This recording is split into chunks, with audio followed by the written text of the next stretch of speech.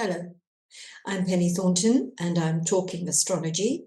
And on this particular video, I'm talking about the full moon in Scorpio on the 12th of May 2025 at 16:57 UTC, if you're really interested in knowing the exact time that happens.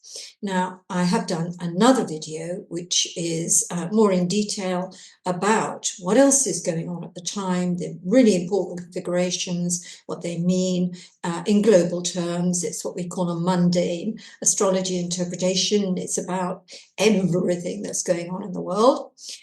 So it gives you a little bit more background on the rest of the planetary picture, although I will mention a couple of things on this one as well. First of all, thank you so much, all you followers. I love reading your comments, and so many of them are so valid and interesting. Makes me think twice sometimes when I read a comment. And also, thank you for subscribing. And those of you who are new to my channel, please press the subscribe button because that's how we grow. Other things that I think are good as a preface to this particular video is that when I'm talking about Scorpio, Sagittarius, as I go through the signs, I'm taking it from the perspective of the sun sign first and foremost. And I do this for two reasons. First, I think the sun sign is a very valid point of view to look at whatever is going on in the cosmos at the time. Because the sun sign is more than just, where the sun is. It is about our brand, our zodiac nationality, if you like, and it's how we look out at the rest of the planets from our perspective, both in the way of who we are as a sign, what we are as a sign, our ruling planet. All these things make a difference as to what the astrology means, sign by sign.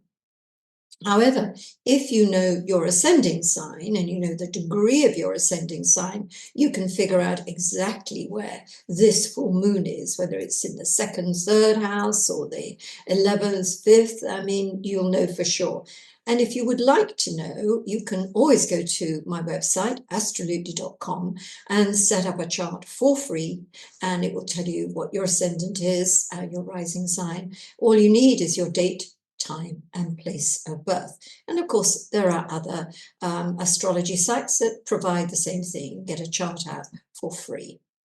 House systems. Oh, so often in the comments, somebody asks about a house system.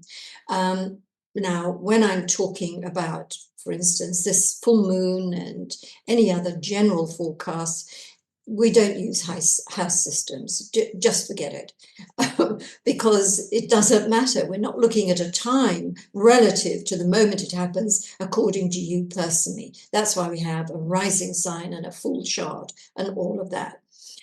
As a personal addition here, I use Placidus. I happen to like quadrant systems because I think they more accurately reflect what's going on above us and below us as we are born. Matter of preference.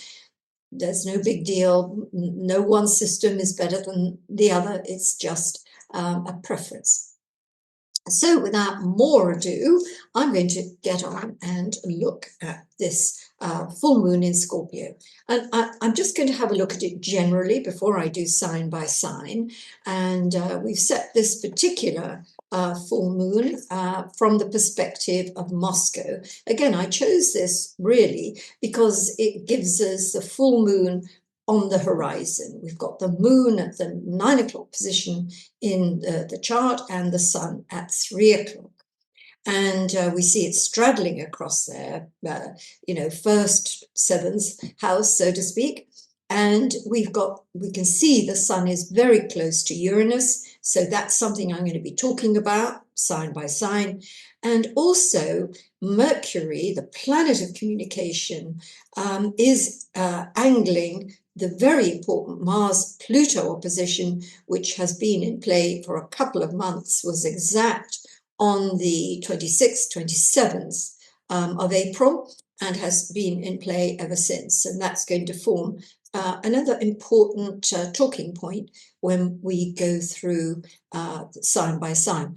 Another point I want to make while I'm here, if you look into that 5 o'clock position, you'll see the planet Saturn at 28 degrees, 58 of Pisces.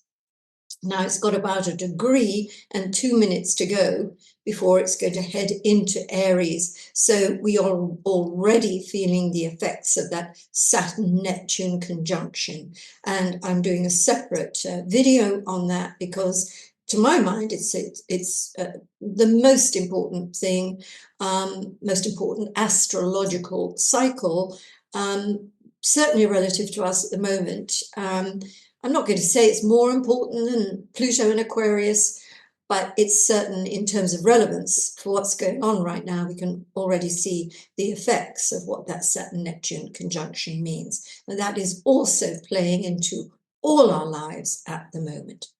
But that's the picture in general. One last thing I want to say before I come to sign by sign is that if you go back to November the 1st last year, that was the new moon in Scorpio. And the new moon and the full moon are like bookends, really. There was a starting point in November and a finishing point around the 12th of May, the full moon in Scorpio. So think about what was going on at the time, whether you started anything new, because so often on a new moon, we make new beginnings. And things just come out of the woodwork and they amount to something we didn't know about. We're going to go forward with that. And so by the time we've gone 6 months down the line, we've gone a long way with that endeavor, that relationship, that situation, whatever it was. And there is closure. There is always closure and completion with a full moon. And sometimes that closure is very welcome. It means that situation that we've been working on, that has been evolving, is now complete. And we've achieved something, we've accomplished something. We can set it in stone and have a celebration about it.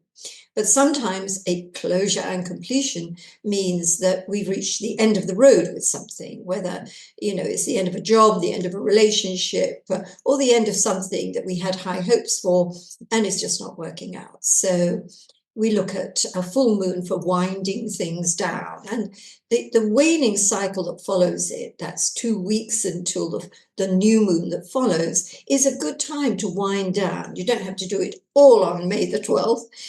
You can do it as each day goes by in the following 14. However, I would say it often coincides with things that fade out of our existence. And certainly if we look at this seasonally, how often do we do different things in different seasons, different times of year? And so that marks our habits and often dictates what sort of things we do and what happens. So the seasons, the cycles, new moon to full moon, these are such an important part of the rhythm of astrology, the rhythm of our lives. And I really like to look at this new moon, full moon cycle in those terms. So let's get going. And we're going to get going with Scorpio because, of course, Scorpio is the sign the full moon is in. So if you look at the chart that's now up on your screen, you'll see the symbol for the moon, which is fairly obvious in your sign, Scorpio, and at the opposite point is the sun. And right up close and personal to the sun is planet Uranus. Uranus, the planet of change, the unexpected. Uranus is the awakener, and it's also the disturber, in that it can make us feel very uncomfortable because we're not familiar with what Uranus has introduced us to. And we're looking at this complex, the Sun conjunct Uranus opposing the Moon, across the first seventh axis, which means we're into relationships. The Moon is in the first house, so this is all about you. And during the time of the full moon, which is going to be, really, we could go back a day, we could go the 11th, 12th, 13th, while the moon is moving through Scorpio, we've got this idea of empowerment. The moon is empowering you because we have the moon, which is the inner, if you like, or the emotions, being harnessed to the will. And Scorpio, you're already a very, very a strong sign. You're emotionally very, very strong.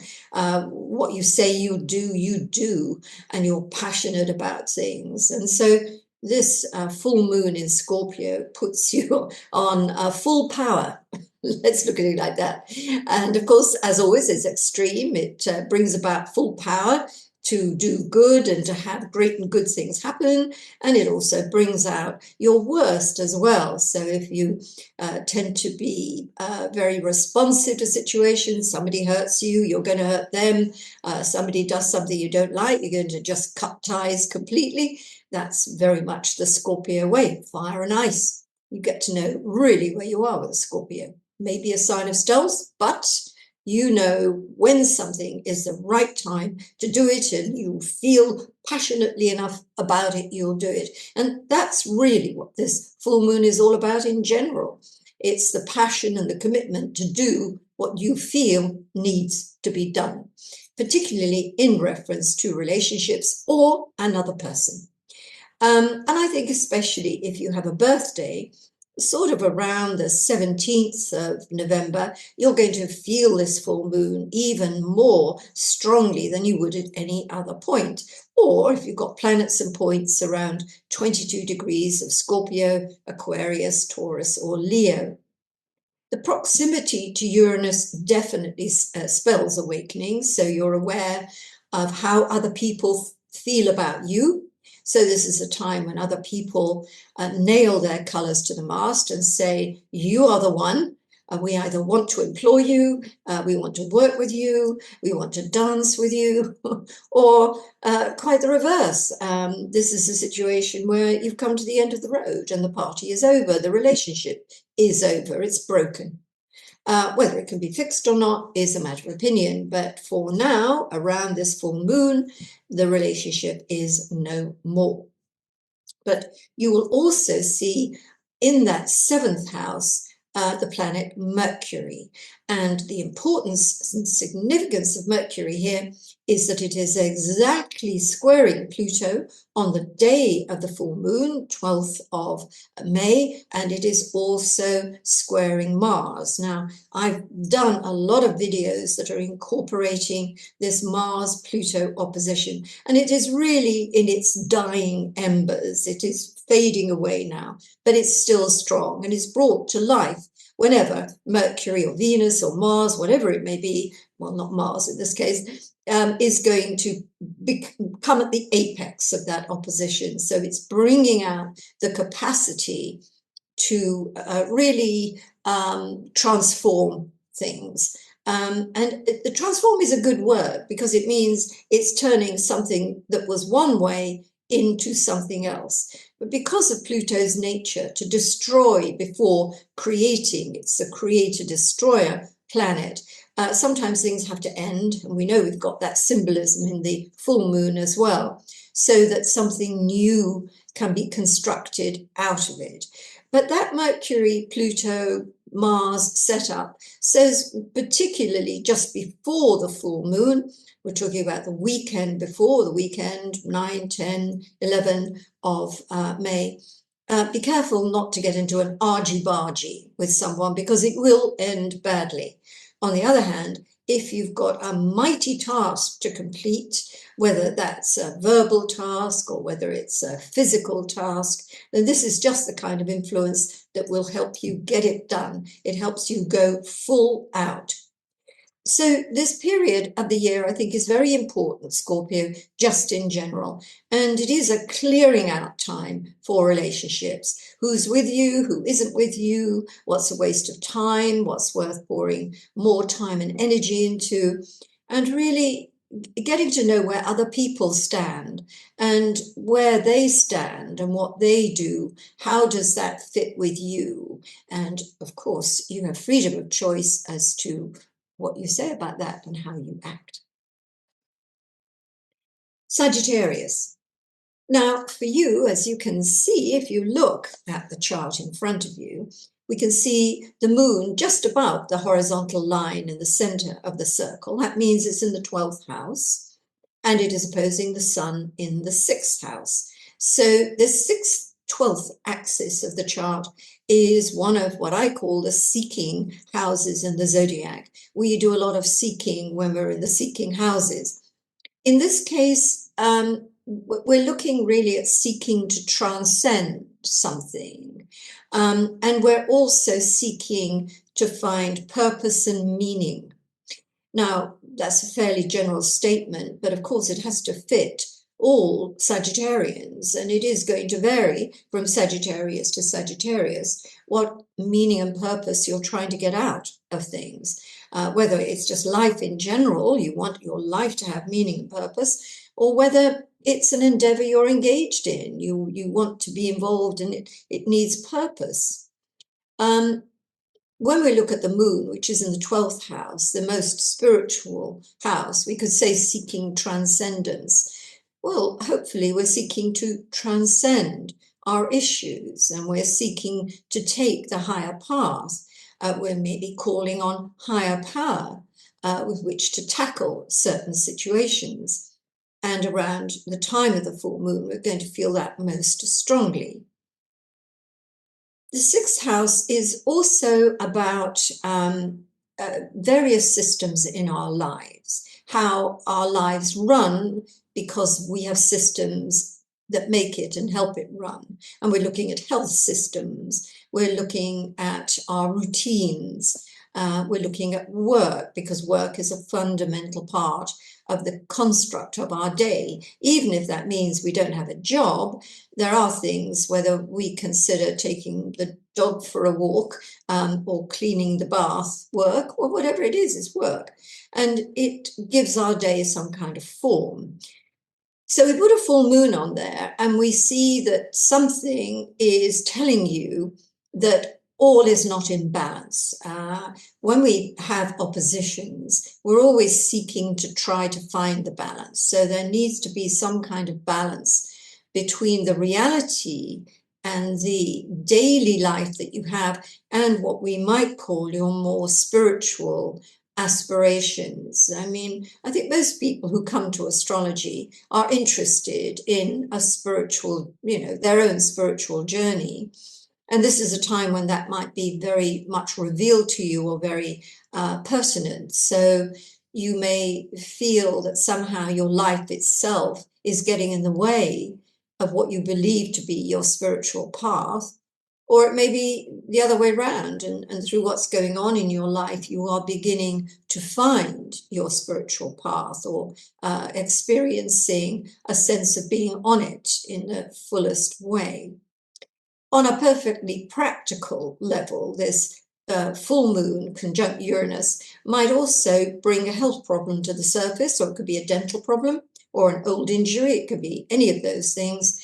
And what I would say, with the proximity of Uranus to this full moon, this is not a good time to take a risk. Be careful. Don't, start exercising when you haven't warmed up. Don't get into the car and have an argument with your other half. You're likely to run into a bush. So, be more focused. Don't let your emotions stress you out. And just consider very carefully the changes you're implementing in your life, and making sure they're changes that are adjustable to. They're not going to be too much to handle. We're also looking at that Mercury squaring Pluto and Mars. That's the blue triangle you're looking at. And that Mars-Pluto opposition has been around off and on since the end of October last year. So it's been a really big and important one. And it's offered us all the opportunity to get rid of what we don't need, to get rid of toxicity, to change things that mean the things that have been blocking our health, wealth, and general life. We have been able to, or at least we have the facility to get rid of it.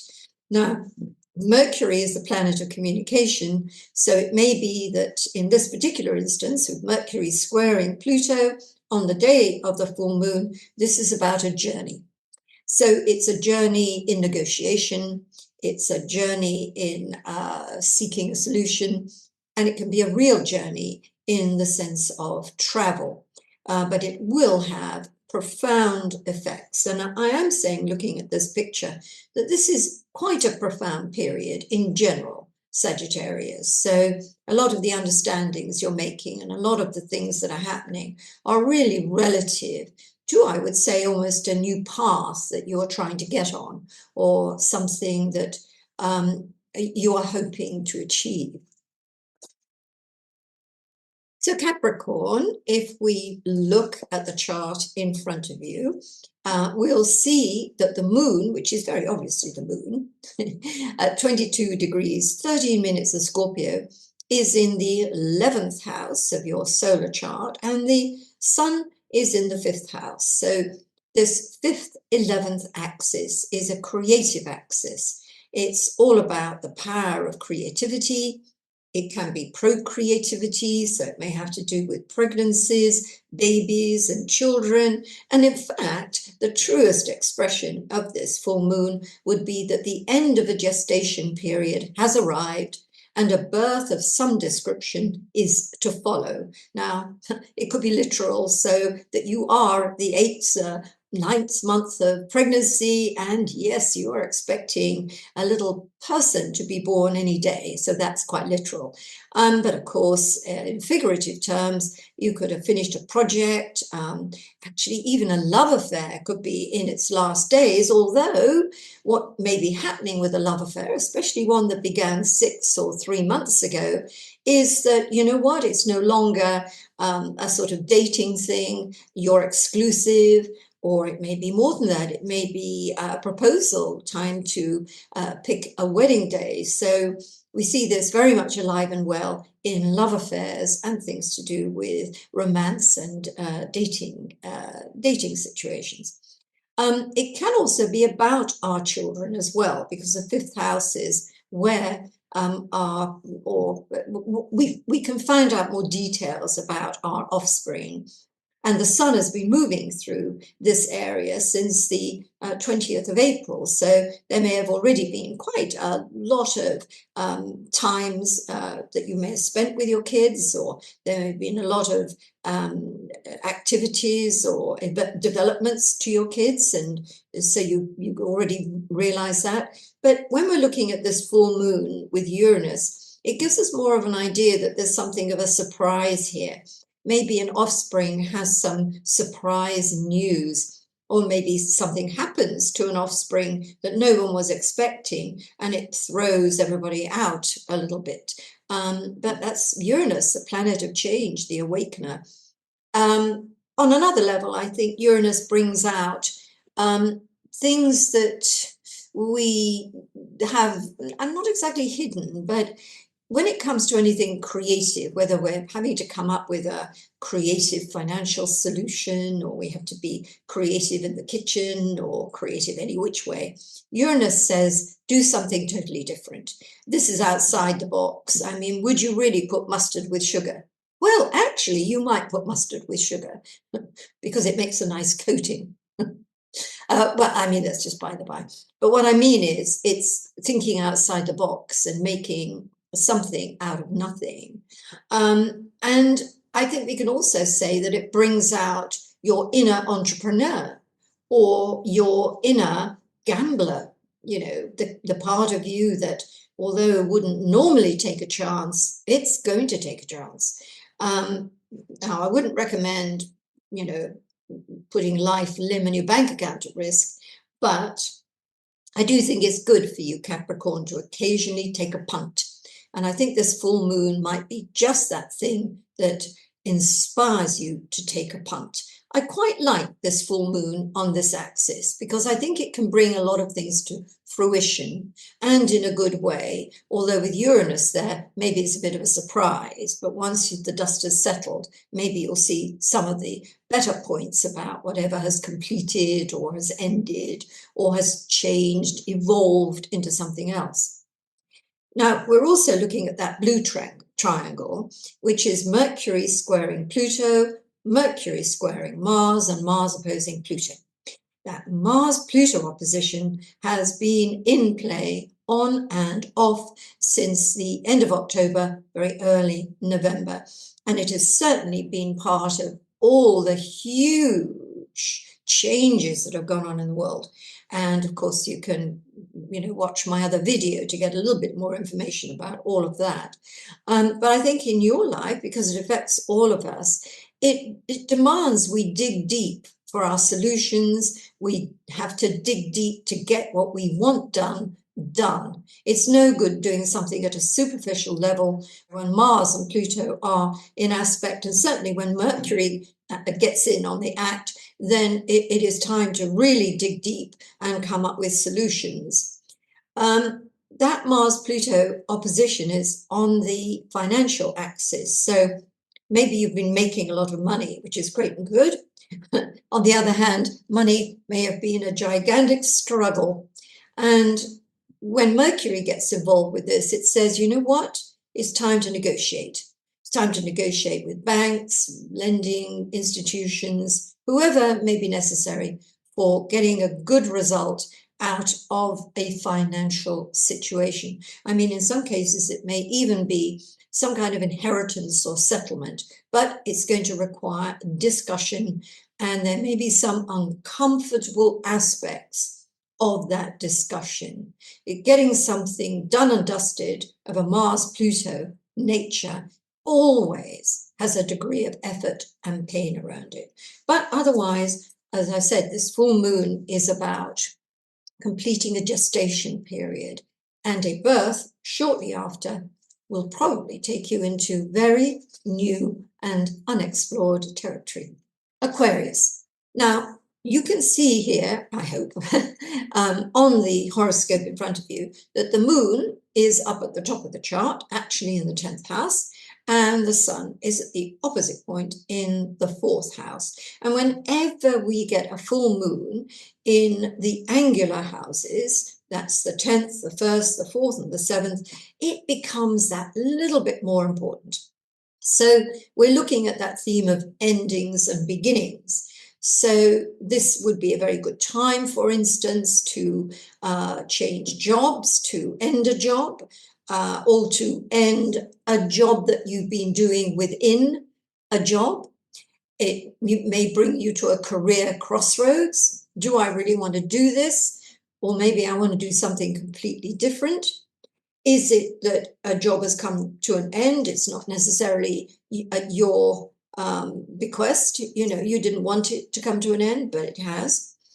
And if that is the case, if we look at the bottom of the chart, 4th house, and we see the sun up close and personal to Uranus, it says several things. It says whatever is ended requires you take a very new direction. You have to, think outside the envelope. You have to do things that you haven't done before.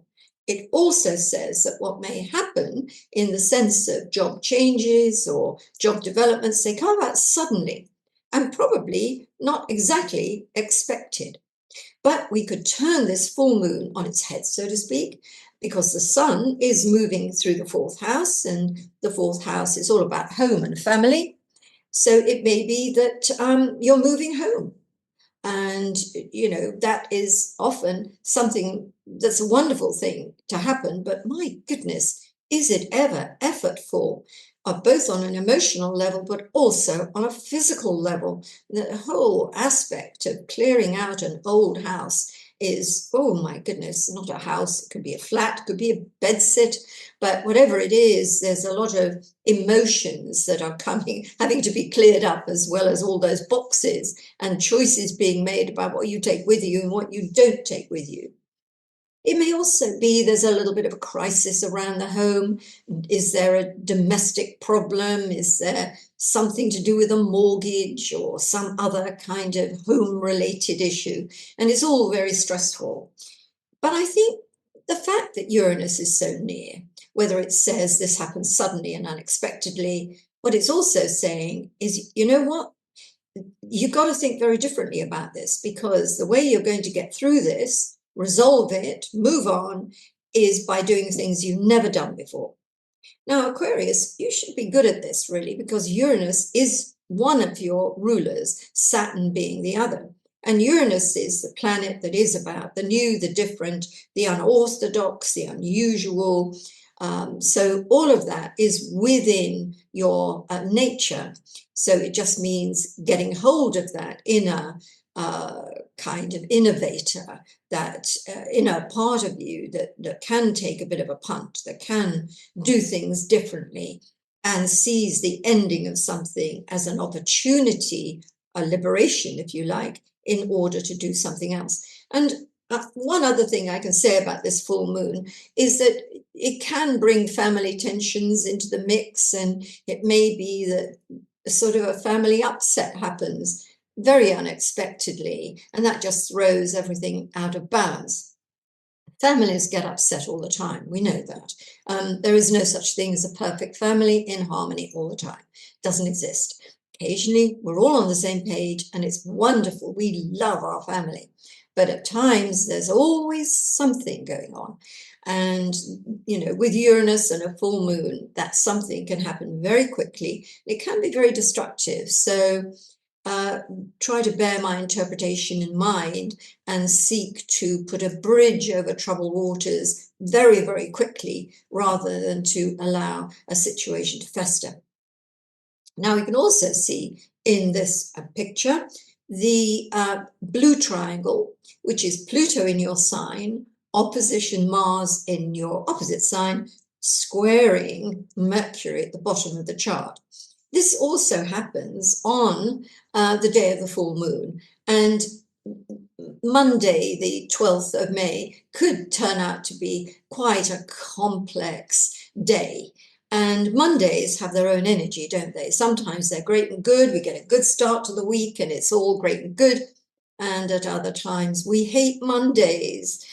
Stuff happens on Mondays and you wish it didn't. So if anything untoward happens on Monday, the day of the full moon, you're probably going to feel really, really upset about it. Well, it'll pass. But if something has happened and you feel you want to make an immediate response, I would advise you didn't. I would advise you went away and thought about it for a while, because if there is any hint of frustration or anger about the things that are happening around the 12th of May, the more likely thing that's going to happen is that you're going to end up busting something, whether it's breaking a situation, ending a project, upsetting a person, breaking a relationship down. And I think when those sort of things happen, and they do just happen, often we think about it later and think, oh, I should have done something different. So you have to be wiser before. And that says, do I really need to say that thing to that person? Do I really need to take that action? Maybe it's not very wise looked at the full picture. But again, Aquarius, when I look at what's going on with the astrology at the moment, so much of it seems to be about fate. It seems as though we're sort of powerless in the face of the things that happen to us. But what I would say about that is that, yes, we can feel powerless, and fate can seem to have done something we didn't necessarily sanction.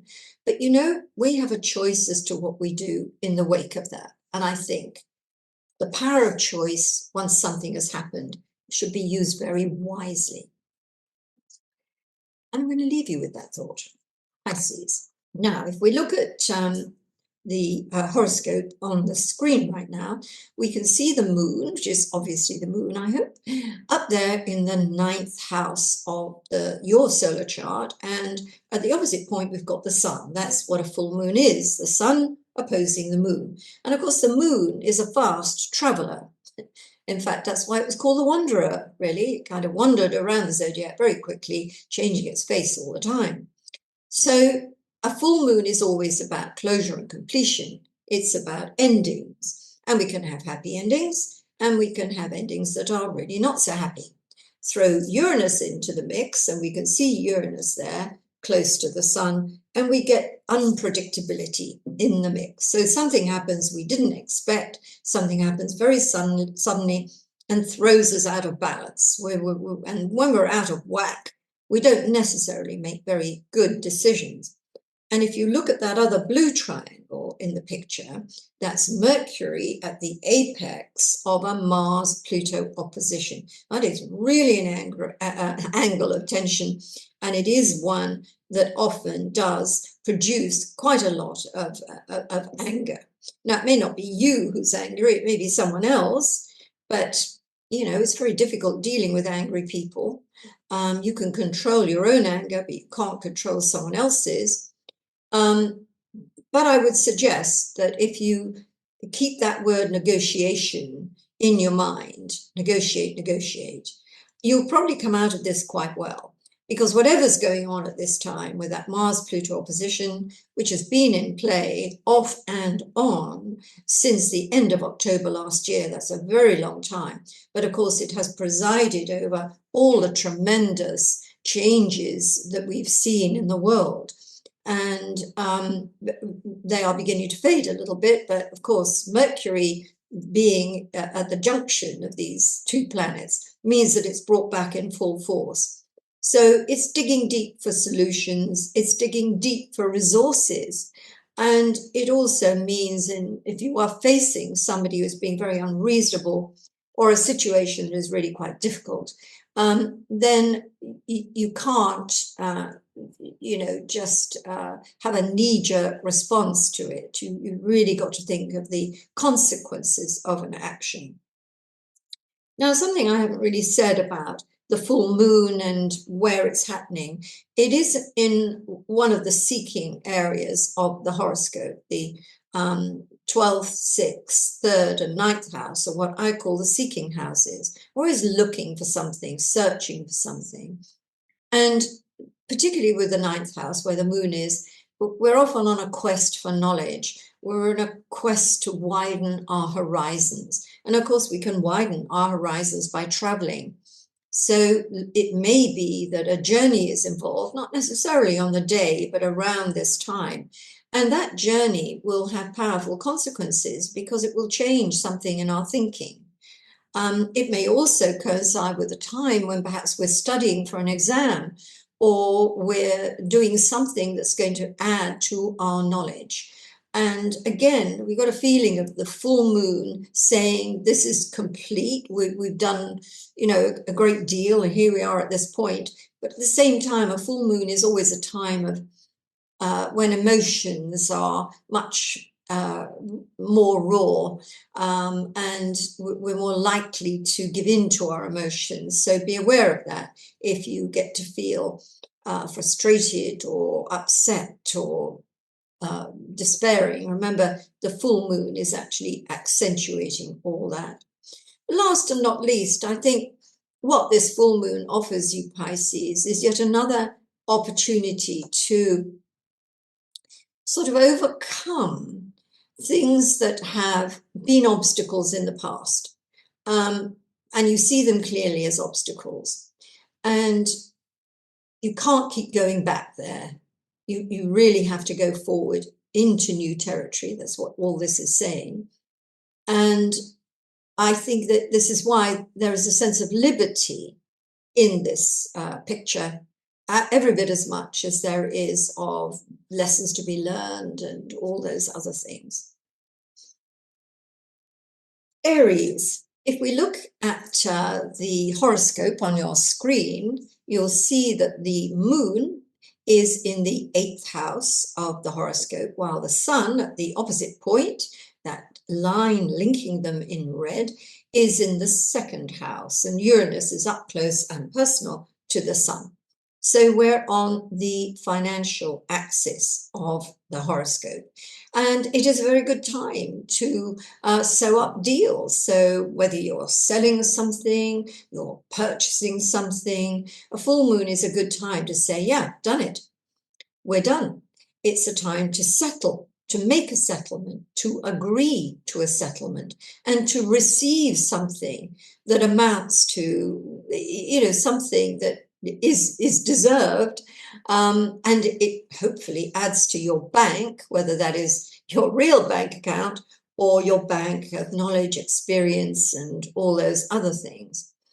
Sometimes, of course, a full moon can bring simmering issues to the bubble. So this may be a time when you realize you have got a financial problem. Now, that might have come about because there's an item of expenditure you didn't expect, or maybe it's because you've lost a part of your salary, or a job, your income has suffered. Or it may be that you run your own business and outgoings are incomings are exceeded by outgoings, so the whole balance of the business is thrown out. Well, whatever it is, the full moon bringing simmering situations to the bubble means you look at them and you make decisions accordingly. And there is a very strong sense of liberation with this full moon. And that's because Uranus is in the mix. And Uranus is about freedom, liberty. And it may be that you are liberated from a loan, or liberated from something financial that you didn't want anyway, and so it feels great. On the other hand, you may have to liberate yourself from something because that's just too much for you to, keep on with. And we're talking particularly about finances here. But we can, of course, look at it at a sense of self-worth, which is about how we are treated by other people and what our sense of self-esteem is. And if people treat us well and they show us how much they appreciate what we do, what we give, or who we are, it's a wonderful feeling. We feel full of value. But when people disrespect us or devalue us or make us feel as though our offerings are not good enough, that's a horrible feeling. But somehow this full moon, which may bring issues like that to the surface, what we really need to do is to go into ourselves and really examine what it is that we offer the world. What are our offerings? What is our value?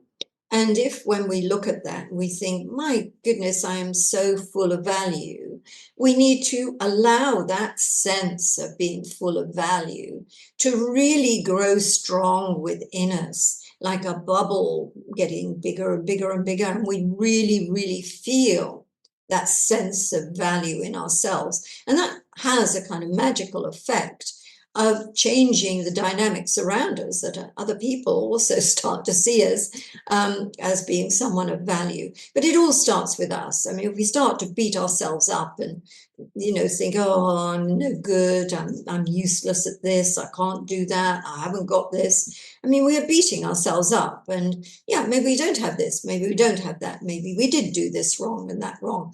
But you know what? That's in the past. We can either rectify that, or we can build ourselves up and ensure that we go forward with strength and with a sense of being the kind of person we are. So these are all techniques to deal with whatever the full moon across this axis might bring up. Now, we're also looking at that blue triangle. So we can see Mars opposing Pluto, and we can see that the apex, or the middle point between them, is Mercury, also in the second house. So we're still in the area of self-worth. But Mercury is about communication. And whether you receive a communication, whether it's a letter or a text or an email, that really you didn't want, you don't like what you've received, or whether by your own powers of communication, thought, word, or deed, you have put the cat among the pigeons. Well, it is what it is. Mercury is there saying, look, I don't mind controversy. And if I must stand up for what I believe, as long as I have the resources to continue to stand up for what I believe, otherwise I better come to a compromise. And this Mars-Pluto opposition has been around since the end of October, on and off, not all the time. And it is the reason that we've come up against some pretty big boulders of resistance. So we can't go forward. Things haven't worked out. We really feel we've taken on too much and we can't complete it. Often when we do get to that point and we think this is all too much, I can't do it, we actually still have reserves. And it's getting that second wind that does take us to the finishing post. So the first thing I'm going to say to you, Aries, is if you feel that about a situation, it's taken everything you've got. You have nothing more to give, whether that's physical, emotional, mental, intellectual, psychological, whatever it may be, or even financial. There's another gear. And if you can find that other gear, woo, you're going to be flying. And maybe that's what it's all been about. It's this whole Mars-Pluto opposition, that it is helping you to find resources within you that are there. You didn't know they were there, but you are forced to use them. And in being forced to use them, you transform your situation. So I think that's a very, very positive expression of what I'm seeing here. And I'm going to take that home and sleep on it because, as you know, I'm an Aries too. So Taurus. Here we see the moon in the 7th house and the sun. Obviously, it's in your sign, so it's in the 1st house. So this is a very personal full moon. It's about you personally. All the time the sun has been moving through Taurus, that's from the 20th of April through to the 21st of May, the accent has been on you. What are your personal goals? Who are you? You know, what do you look like? What kind of power do you have over your life? It's all very much related to you. And the sun technically is about strengthening it all, bringing the sun into your life. The sun's rays, the heat, the warmth, the energy the sun brings to you as a person. So now we put the moon at the opposite point, and the relationship axis then comes into play. And we have a sort of 3-day period where a relationship is under the microscope or in the moon's beams, we might say. So is it a time to really look at a relationship or even a couple of relationships and think about what they mean to us? Is it a time to make the ties that bind, or is it a time to break the ties that bind? Is it a time to put more energy and warmth and light into a relationship, or is it time to withdraw energy, warmth, and light? And the proximity of Uranus, the planet of change, to the sun means that this happens suddenly. This isn't something that is dawning on you over the past few months. This is something that comes with lightning speed. It's like an epiphany. Wow, what am I doing in this relationship? What am I doing in this situation? My goodness. Thank goodness I'm on the, I've had my Damascene moment. And from there, change comes. So we're dancing around this theme of an awakening of the heart or an awakening of consciousness that makes you see something or someone in a different light, whether that means you love them passionately and want to pour more of whatever it is into the relationship, or whether you're done. You suddenly have this awakening that it's over. It's very good to change things in the wake of the full moon. So let the full moon come and go. So we're talking the waning cycle. So we're getting into the 14th, 15th of May and on. That may be the time to really think about making very important changes. And the bigger and braver those changes are, the better. And I certainly think if your birthday is, the week of the 12th through to, beyond the 17th, let's take it right through to the 19th or 20th, just before the sun moves into Gemini. If you're born around this time, then it is even more important for you to break out of old habits and old patterns, to seek your liberation, if you like, and to do things that you haven't done before, because that's how we grow. I mean, everything new that we learn adds brain cells, but it's more than that, really, isn't it? It's reinvention of our lives and ourselves. And this is offered to you by this full moon. And yeah, it may be for some Taurians quite a difficult period because things are ending and you don't necessarily want them to end, or there are crises happening and you just wish they weren't happening. But it's all to good purpose. And I think if you keep listening to what I've said on this video, it'll, give you courage and direction that we all need when we get into situations that we didn't choose and just happened, and they kind of knock us for six. Now, we've also got Mercury in your sign, squaring Pluto and Mars, which are opposed to each other. And that is a really powerful combination as well. The Mars-Pluto opposition has been in play since late October of 2024. And it hasn't always been there, but it's been around, but certainly since early April, it's been very present. And this might explain why you've been doing things on a very big scale. I mean, maybe you've been moving house, or maybe you've been changing jobs, or maybe there are other things that have required a lot of effort and upheaval. So it's been going on for a while. But what it may also say is, now that Mercury is joined in that mix, that it is time to have a deep and serious talk about something. And it's going to vary from Taurian to Taurian. Not everyone's going to have the same subject, same issues. But it is time to look at that elephant in the living room and take it to a new home. Let's get rid of it. Let's address it, and let's see where it takes us. And I think you probably got more resources than you think. And never, ever forget that whenever we've got Mercury in the mix, we've also got that word negotiation. And negotiation is so important. We can negotiate a position, not just say, oh, that's it, I'm done, I'll walk from here. Or there is nothing to be done. There is always something to think about, to take away from what's happened, to renegotiate. And if you keep that in mind, it will also help you negotiate perhaps one of the more, shall we say, it's not a tumultuous period so much as there's a lot going on, and there's a lot potentially that can happen. So you need that element of vision and the ability to rise above things to be able to navigate your way through. Gemini.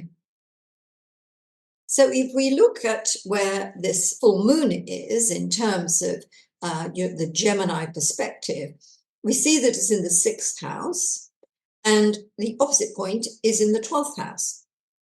So before I get into the full moon itself, let me talk a little bit about the sun's passage through the 12th house. It's been moving through here since the 20th of April, and Mercury is in there as well. So we know that there has been a period when ideally there should have been some retreat, whether it's a retreat from a situation, you've taken yourself out of it, or whether you've been able to go away for a break, so you've taken yourself out of, normal life. And there is always a need, particularly with the sun moving through this area, to give more time for rest and replenishment. You've got to recharge all those batteries, emotional, mental, psychological, spiritual, every which way. So this is a process that's been going on really since the 20th of April. So now at the full moon, we've reached the peak of that. So it can be a very powerful point. And since the 12th house is an area of a spiritual value, our spiritual world is contained in the 12th house. So when the sun is moving through that area, it's important to explore our spiritual beliefs and to recognize that we are spiritual beings in a material world. And that's really important to remember. We have to obey the material world, but nonetheless, our spirit is what really matters. So we've come to a full moon, and this can be a point of enlightenment, especially as the sun is conjunct Uranus, it's like a flash of understanding. Wow, I've got it. Oh my goodness, now I see. And of course, when that happens, everything changes. So this full moon could be a very powerful one in the sense of your personal enlightenment. But we could also look at that in a more mundane way and say that, oh, now I get it. You know, somebody's been doing this. That's what that situation is. My goodness, I never knew that was going on. So it's that kind of enlightenment. You realize something's been going on. And it comes as a bit of a surprise because Uranus is always about surprise. It's something you didn't realize was happening. Now, it leaves it blank as to whether what you discover is going to be wonderful and like, wow, I never knew that. How fabulous is that? Or whether it's, well, now you're telling me, and look how different everything looks because of that. And I really don't like what I see. Again, it's going to vary from Gemini to Gemini because there is no identical picture in terms of who we are. This is also about health as well, the moon being in the 6th house. So it might be a period when we are aware of our health, whether that means we just simply want to feel fitter, healthier, and better. So it's a nudge to us to get moving on those things. But it can also be if we've got a simmering problem, that'll come to a head. So I might say, whatever point you're listening to me here, if you've got a bit of a toothache, get it seen to before the full moon, because it's going to be really difficult on the full moon. And the full moon, you know, being Monday morning, maybe it's more difficult to get it seen to. And other things, you know, health-wise can come to the bubble, but all of it for good reason, because enlightenment means that you can begin to look for ways to help yourself become fitter, healthier, better all around. But that's not the only story in town. The full moon isn't just it. It's also that Mercury, Pluto, Mercury, Mars, Mars opposition Pluto, T-square. Very big, very powerful, and part of a long story that's been going on since about the November, late October, November of 2024. Such a lot has changed in the world. And of course, there's my other video that talks about all of that. But every single one of us living on planet Earth has also been subject to this configuration, and we've all dealt with it in our different ways. Some of us have really pulled out all the stops to get something done. We're going to do this, whether we die in the process, we're going to do it. That's kind of the Mars-Pluto energy. But sometimes a Mars-Pluto opposition, it can make us aware of the obstacles in front of us, and the obstacles are really powerful. You've got a power struggle on your hand. You've got conflicts because things conflict with your wants, your needs, your ways of doing things. So that's been a bit of a story going on for a few months, and maybe you have been up against it for one reason or another. Now Mercury has introduced itself into the mix. We get the potential for, well, almost for resolution, because Mercury is about negotiation, it's about communication, it's about discussion, debate, journeys. So it inserts itself into this Mars-Pluto opposition and says, it's time to talk, it's time to do something about this. And Gemini, you are the great negotiator of the zodiac, the great communicator. This should present no problems to you. But what I think you may need to bear in mind, especially if you have to communicate with somebody who is on the opposite page from you, other people are likely to be very stuck in their thought processes. They're finding it very, very difficult to look at their world and the situation in a new way. It's your job to introduce them to that new way of thinking, of looking.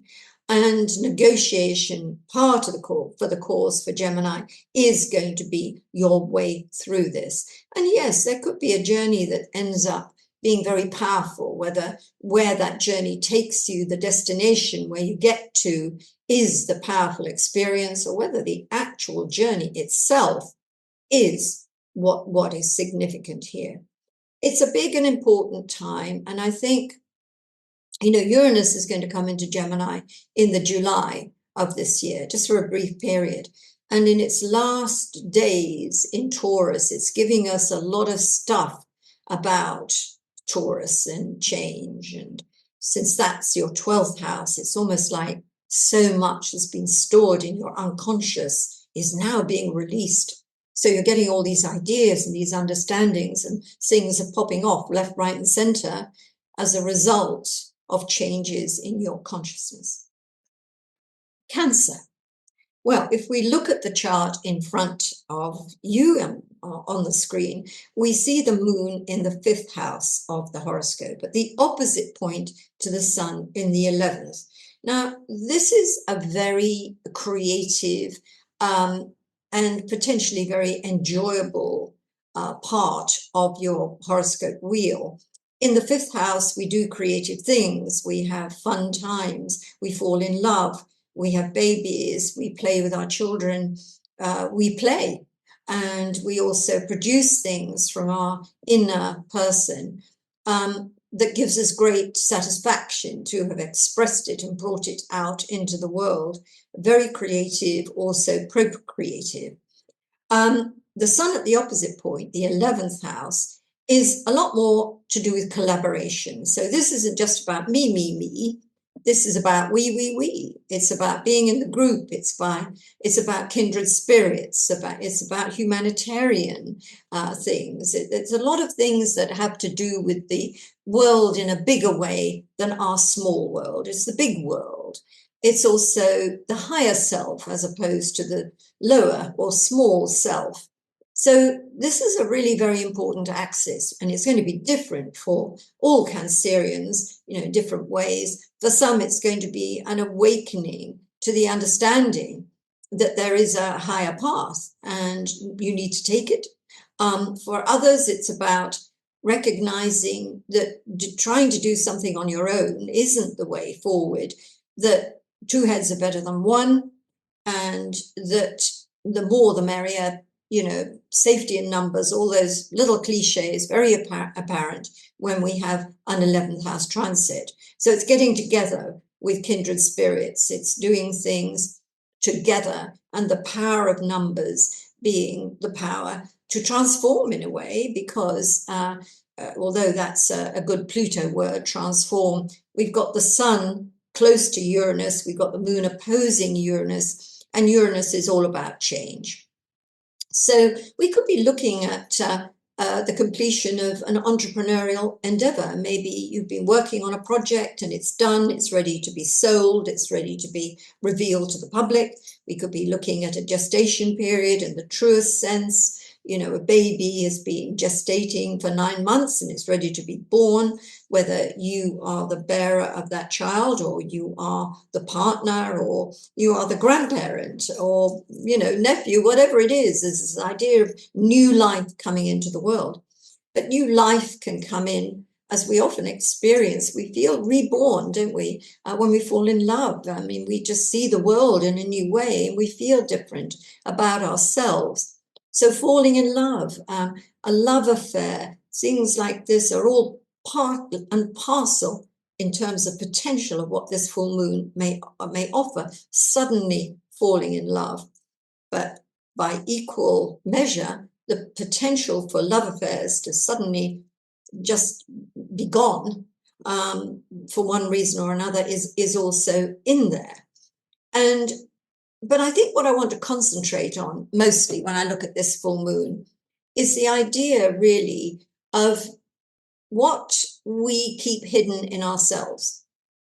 And we might keep it hidden for good reason. We don't want to let everything that's in our inner world out or in our inner being out.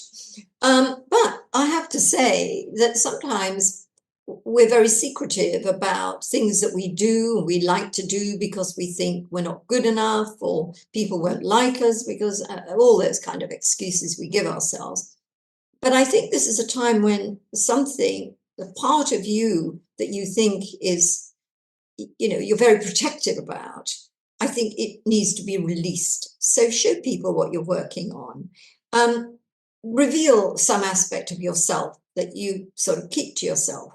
because it's liberating. And if there's anything we want to look at on this map here, it's the fact that Uranus is the great liberator of the planets, and liberation screams out of this particular horoscope. So use that as a very, very big theme for this full moon.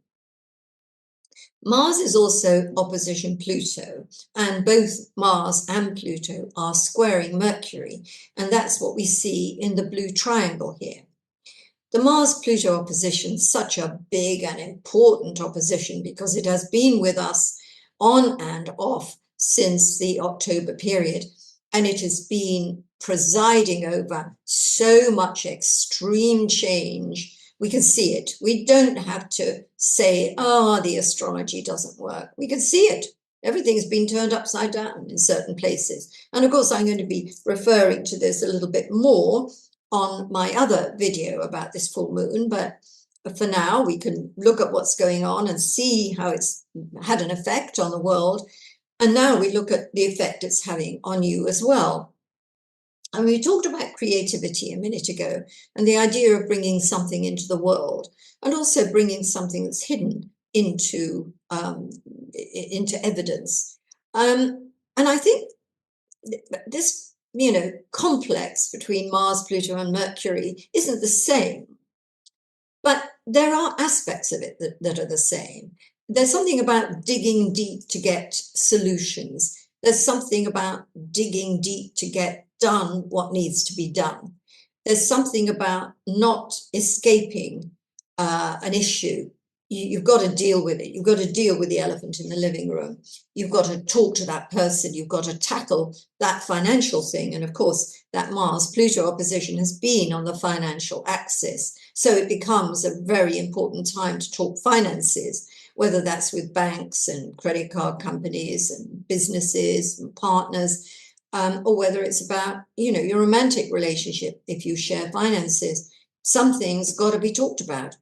And once it's talked about, a solution can be found and you can move forward in a new way. That's what we want out of this blue triangle.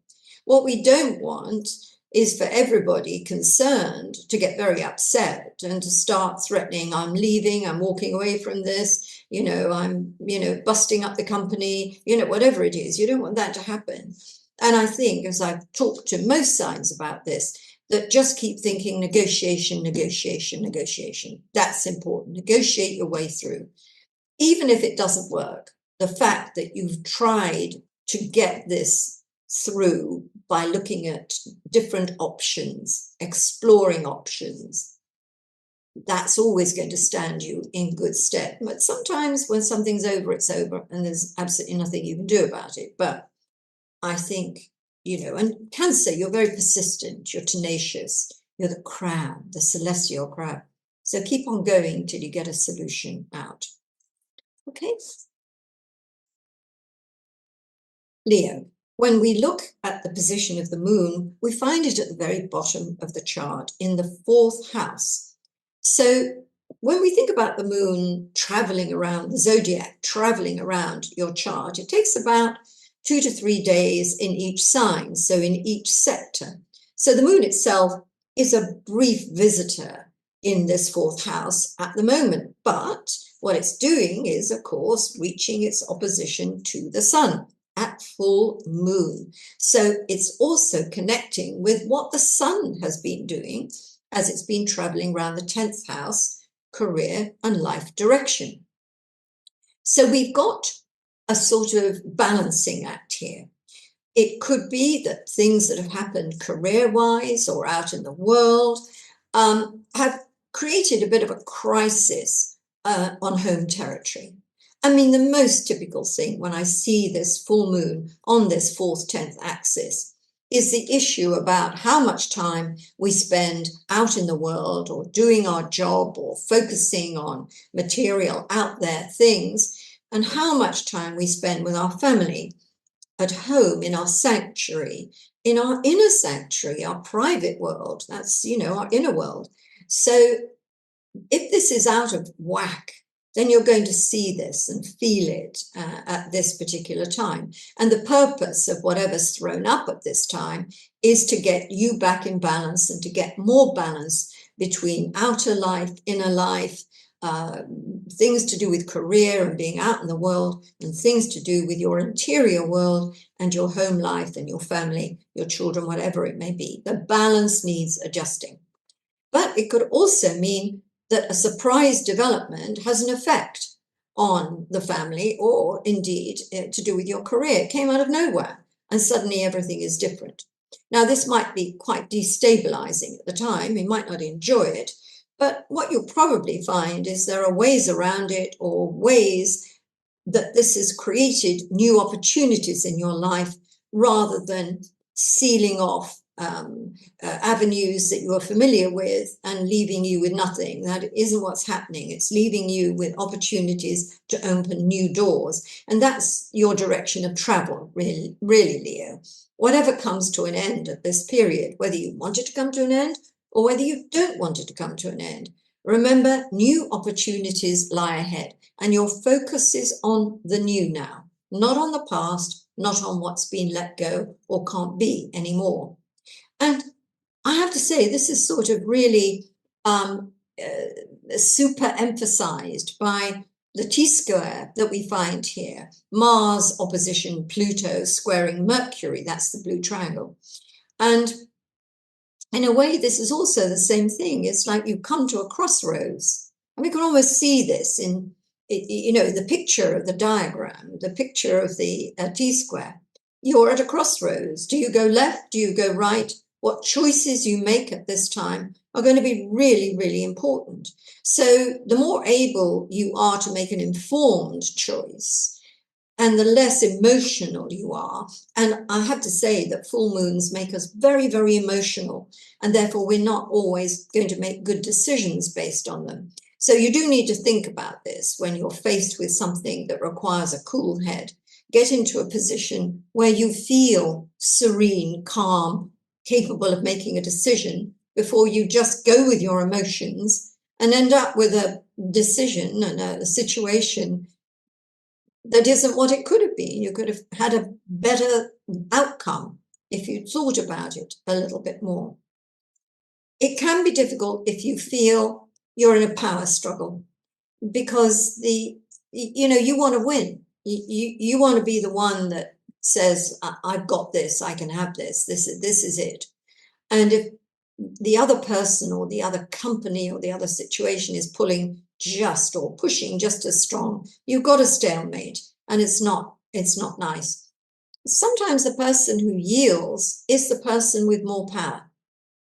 And often when we yield, the other person yields as well. So it is important to remember that there is great power in saying, okay, let's talk about a different way. Let's say this is right in your way, and let's move forward. So again, everything is a learning curve, isn't it? And astrology makes this so clear, that our most difficult encounters and experiences are all object lessons in who we are, who we can become, and what our job is here on Earth. And looking at a pattern like this, I'm very much reminded that this is a crucial time for humanity, and it is a crucial time for each one of us. Virgo. If you look at the horoscope in front of you, you'll see that the moon is in the third house of the horoscope, and the sun at the opposite point, together with Uranus and Mercury, is in the ninth house. Now, this third ninth axis is about communication, it's about travel, it's about experience, it's about learning, education. It can be about the law, it can be about justice, it can be about intelligence, and by that I mean information, that kind of intelligence. So we have a full moon on this axis, and it sort of says, oh, things that have been bubbling suddenly now will come right up to the surface so we can see what they are. So it is about information coming to light that makes you go, wow, now I understand, or now I see what's in front of me. And because the sun is conjunct Uranus and the moon is opposing Uranus, there is a sense of lightning about it. It comes out of nowhere. It happens suddenly with no warning. And all sorts of things can happen like that. I mean, if you've ever fallen in love, I mean, my goodness, it happens out of nowhere. You were quite normal as you walked into the room, and there you are. It's happened, the thunderbolt, and here you are, you're now a different person. That quick, that instantaneous. And the same thing can happen if you're driving a car and you allow your attention to wander. Just for that split second, that's all it takes for something to go wrong. That's Uranus. That's Uranus happening, things happening very quickly. Sometimes in a wonderful way, and sometimes in not so wonderful ways. And a full moon is all about things coming to the bubble, as I just said. So lots of things strike me when I look at this solar chart. You could be awaiting results right now, Virgo, and the results come in either on the full moon or certainly around that time. Whether they're the results you hoped for or the results you didn't want, it's going to involve you moving forward thereafter, and possibly in a very, very new direction that we get from the participation of Uranus. We also know that we don't always make our best decisions when we're emotionally stressed. So if at any point, especially around the time of the full moon and on the full moon, you feel as though you're getting to that point, step away, just take a breather, don't push yourself, just, chill, just get yourself back to a sense of balance. Because you are a very analytical sign. You do analyze situations and look and see the various component parts of them, and then you put them together again, or sometimes in a different form. That's your forte. And you can't do this well when you're emotionally stressed. You just remind yourself about that. Sometimes I do this myself. I will wake up in the middle of the night and I will be thinking about a situation that's bothering me, and it will look so bad at 3 o'clock in the morning. And I'm always surprised how much more manageable it is at 8. Still the same situation, but hey, I can manage it. And that's how a full moon is sometimes. Things look more unmanageable than they are. Although working on this theme of full moons and closure and completion, you can close a deal, something could be done and dusted in a very, very fulfilling way. It will vary from Virgo to Virgo. We'll also look at this other blue triangle, which is Mars in the 12th house, opposition Pluto, squaring Mercury. Again, this Mars-Pluto opposition has been around since the end of October, and it has been the architect of so much change in the world. I mean, there have been a lot of other things playing into that as well, but Mars and Pluto have been the big spoon that stirred it all up. And this has happened to all of us as well. We're all under the same celestial canopy, so that we've faced situations that have changed things for us, sometimes in a way that we think is quite divine, but also we've been very disrupted and upset by things as well. And there've been a lot of power struggles, a real sense of who's right, who's wrong, how do we get what we want in this situation and not what someone else wants. That has been a theme that's been playing long and loud. And I think, Virgo, you often are a good, behind the scenes person. You don't like to necessarily come out all guns blazing. But when you do, you're very powerful. And if you know what you're doing, I think that's appropriate right now. If you know something, or you feel something has got to be done or got to be said, do it. Because this is powerful and transformative.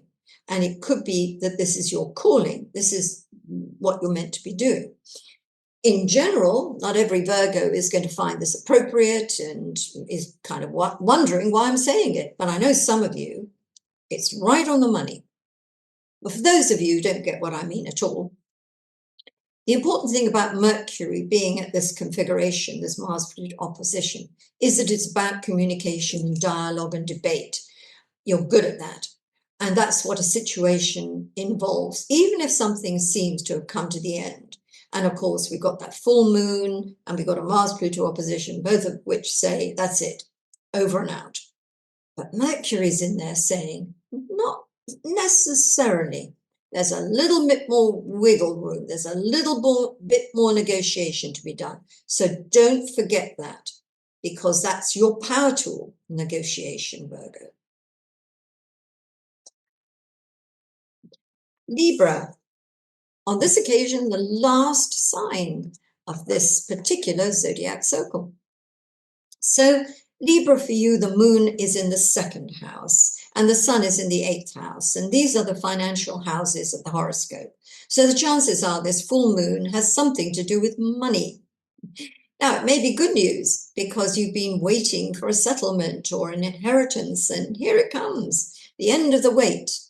On the other hand, you could have been in a long process of selling something or purchasing something, like a property. That goes on forever, the negotiations. And now, guess what? It's a done deal. Great.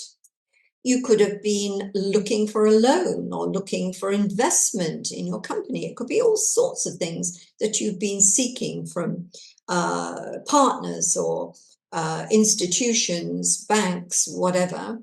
And it's all done. And this is the symbolism on that, this full moon, the writing on that deal. And with Uranus, it's almost like it happens quite suddenly. Even though you were expecting it at some point, somehow it happens suddenly. But we've got to be clear here, and there are loads of Librans on this planet, millions of Librans. It's not going to be the same story for every Libran. We're just talking big shapes here. So for others, it's rather the reverse. And, you've got a bit of a monetary crisis on your hands. Have there been, payments not gone through? Is there not enough money to cover a particular payment? Has somebody pulled out of some arrangement? Have you lost a job or lost a partner, in the sense that a partner's walked out on you? So all these things are possible, and they will upset the balance in your finances. The balance will recover. And what you need to do under these circumstances is the most expedient thing. Now, it may not be obvious in the heat of the moment or when these things happen, and you think, oh, I've got to do something. But really and truly, often until something happens and we've let the dust settle a little, it's only then that new solutions come to us. Do you know, I've done this so many times in my life. I've had a bit of a crisis threatening, and I've explored my options. I thought, if this happens, I'll do that. If this happens, I'll do this, and, whatever. And then the thing happens, and suddenly I've got a whole new idea. It's almost as though the event itself gives birth to the solution itself. So let's keep that in mind as well, Libra. And it is important to have balance. And even if finances are fine and they've got nothing to do with this full moon, we're looking at other things that require balance. It's innate to you. Librans must have balance in their lives. And whatever is out of whack needs to be brought back in balance, whether the relationship itself or you've been doing too much activity and you need to rest, whatever it is, there has to be a nice balance in life. Now, when we look at the blue triangle and we see Mars opposition Pluto squaring Mercury, we're looking at something that has been around since last October, and I'm referring to the Mars-Pluto opposition. Now, this has been an opposition that's had a huge part to play in all the upheaval that we've seen all over the world. And I'm not going to fill you in on that. You know it. But of course, it's happened to us personally. And a lot of our lives have been affected by decisions made by our governments or whatever. And it can make us feel as though we're powerless in the face of government and things that have happened to our country. But there's always an opportunity to really make something out of the ashes of a situation. whenever we look at Pluto, the image that should come to mind is the phoenix rising out of the ashes. And I think this is really important, because what you're doing is that you're taking something that is burnt or gone, but you're taking the essence of it and building it anew into something else. And I think if you have this image of the phoenix emerging from the ashes that is directly related to this Mercury, Mars, Pluto setup, it will give you a new perspective on what's going on and also what to do. You will be building anew out of the ashes of the old. Looking at this picture as a whole, which is one of unusual, unexpected, it didn't really, figure on your landscape, but it has. And maybe it also brings back old conflicts that you've had in the past and you don't like that. But the reason an old conflict has returned is because it's an opportunity to deal with it a different way. And with Mercury at the apex, it really is about communication and dialogue. Communicate your way through the crisis. When you're at that crossroads, don't necessarily go forward, right or left. Discuss it, research it before you make that decision, because there is room to maneuver, even after it seems that everything is over or everything is done. So there we are, everybody, all through all 12 signs. And, I kind of like doing these 12 signs and looking at the full moon and everything else from these different perspectives. And I'm sure if you bothered to listen to all 12, they're all different. There are some themes that are the same, but they're all from 12 different perspectives. And it does remind me a lot about the war, thinking of that Mars-Pluto opposition, between what we might call classical astrology and popular astrology. Sun sign astrology versus, the full wax. And there's a lot of prejudice around about sun sign astrology, that it's, shouldn't be there, it's devaluing astrology. But I really feel that if you can do sun sign astrology well, you can extract information out of it, you are communicating with people who then, like I did, that's how I learned, got fascinated by sun signs and started to follow and develop and understand the really big picture of astrology. It's a beginning always. But always, I think this whole idea of the sun being the center of our solar system, and therefore looking at where the planets are from that perspective, ourselves, our sun being ourselves, I think is also of great value. And that's why I enjoy it so much. So I hope you enjoyed it too. And for a little more information, there's my other video, either out or coming out. And, and I look forward to speaking to you on my next video, whenever that is. Bye for now.